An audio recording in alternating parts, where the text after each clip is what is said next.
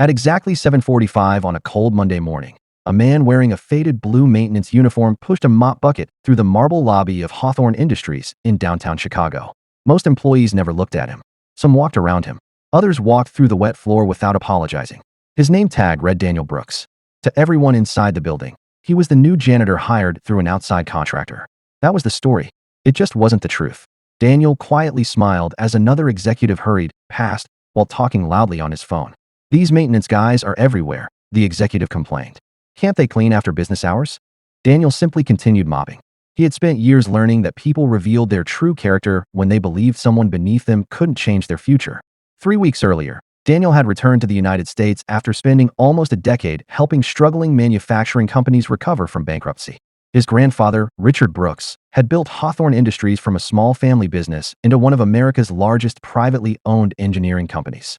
Now, at 78 years old, Richard wanted to retire. But before handing over the company, he wanted one answer.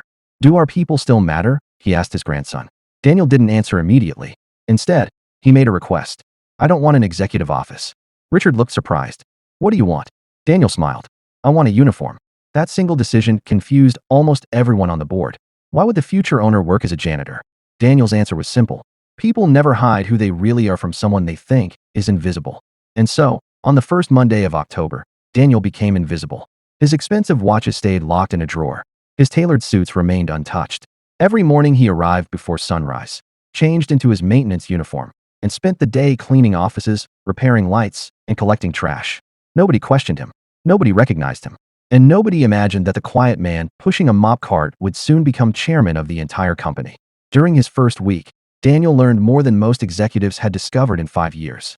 He learned which managers thanked receptionists, which departments worked together, which employees stayed late without asking for recognition. But one division immediately caught his attention: corporate purchasing. Its director was Victoria Lang. She was polished, confident, and always perfectly dressed. Senior leadership admired her. Employees feared her. Whenever Victoria entered the office, conversations stopped. Smiles disappeared. Everyone suddenly became very busy. At first, Daniel thought she simply demanded excellence. Then he noticed something strange. Every successful project somehow made Victoria look brilliant. Every failure somehow became someone else's fault. One Tuesday evening, Daniel stayed late replacing ceiling lights outside the purchasing department. The office was nearly empty. Only a young analyst named Ryan Miller remained. Ryan worked quietly for almost 4 hours preparing a supplier cost report that would save the company nearly $4 million annually. Daniel watched him triple-check every number before emailing the finished report to Victoria. The next morning, executives applauded Victoria during a leadership meeting. "The savings proposal was outstanding," one vice president said. Victoria smiled confidently. "Thank you." It took a long night. Ryan sat silently against the conference room wall. Nobody even mentioned his name. Daniel noticed Ryan force a smile. It wasn't disappointment. It was resignation, as though this had happened before.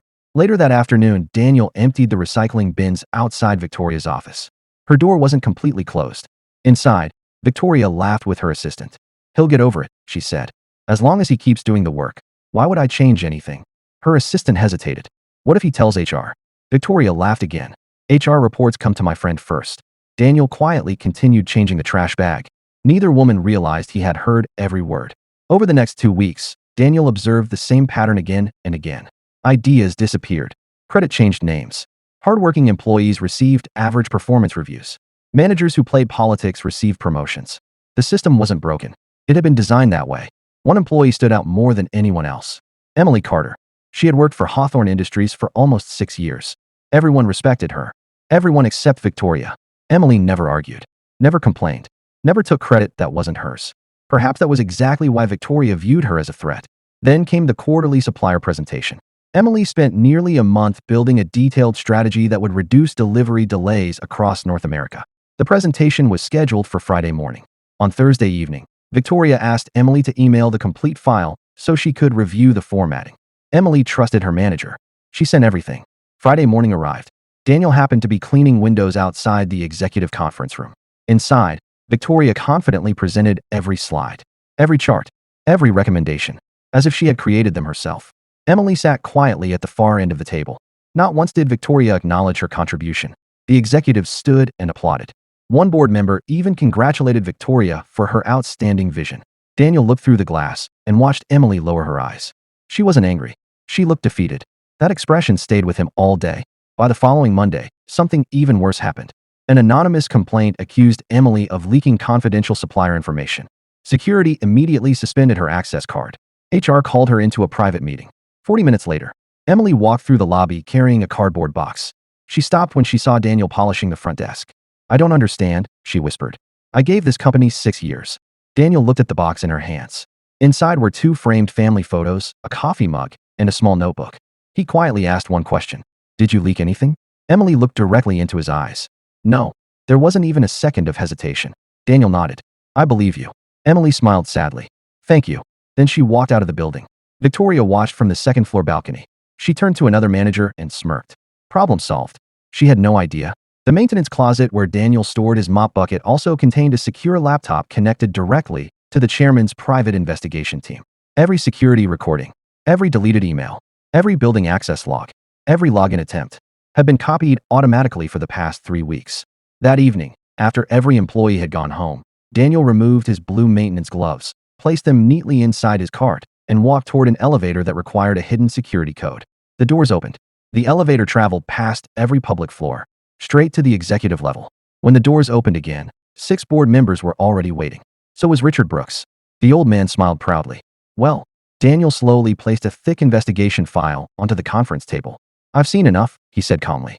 Richard looked around the room. "What happens tomorrow?" Daniel closed the folder. "No more pretending. For them, it'll be the most shocking morning of their careers."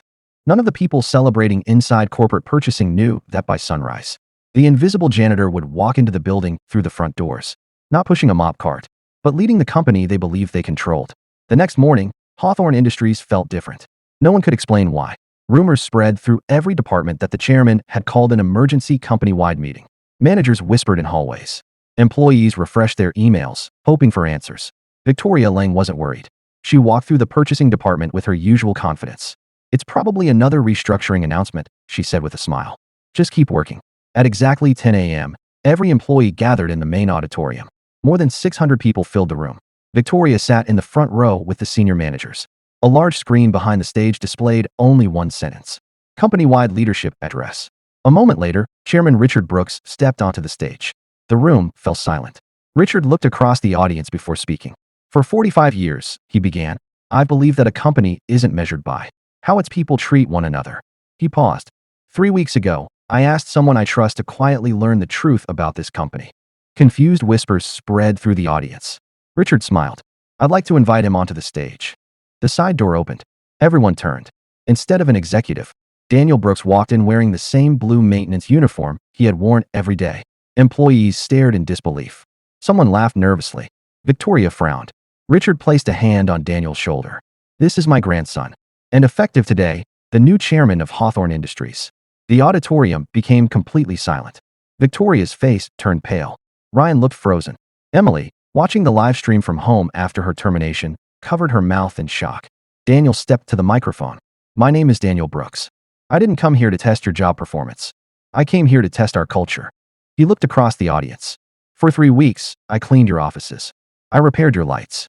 I emptied your trash. And because most people believed I didn't matter, they showed me exactly who they were." The giant screen behind him suddenly changed. Security videos appeared. Emails, access logs, timestamps, internal messages. Every piece of evidence had been organized in chronological order. Daniel continued.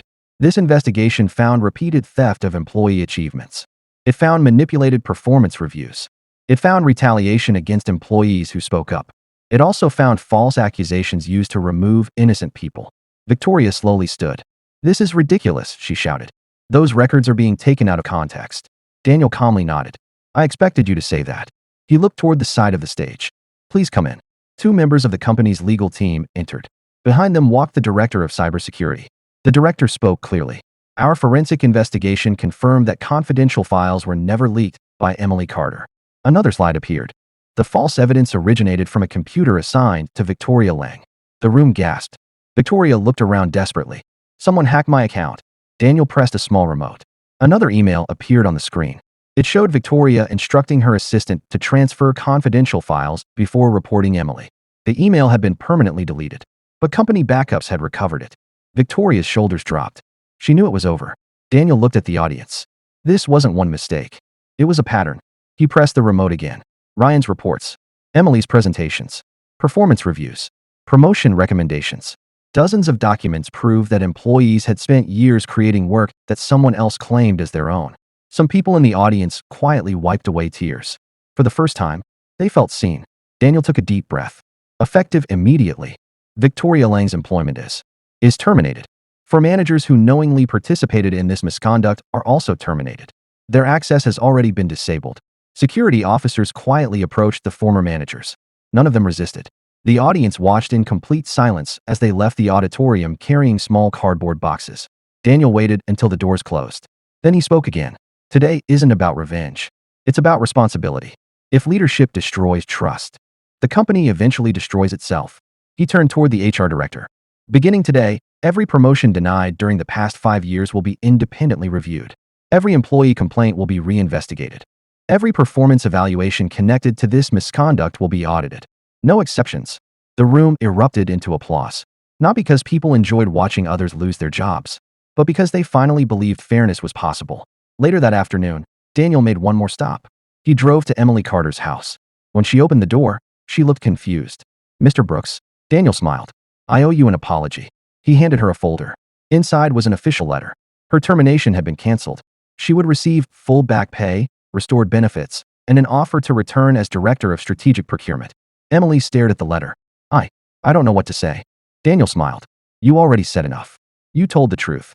A week later, Ryan received the promotion he had earned years earlier.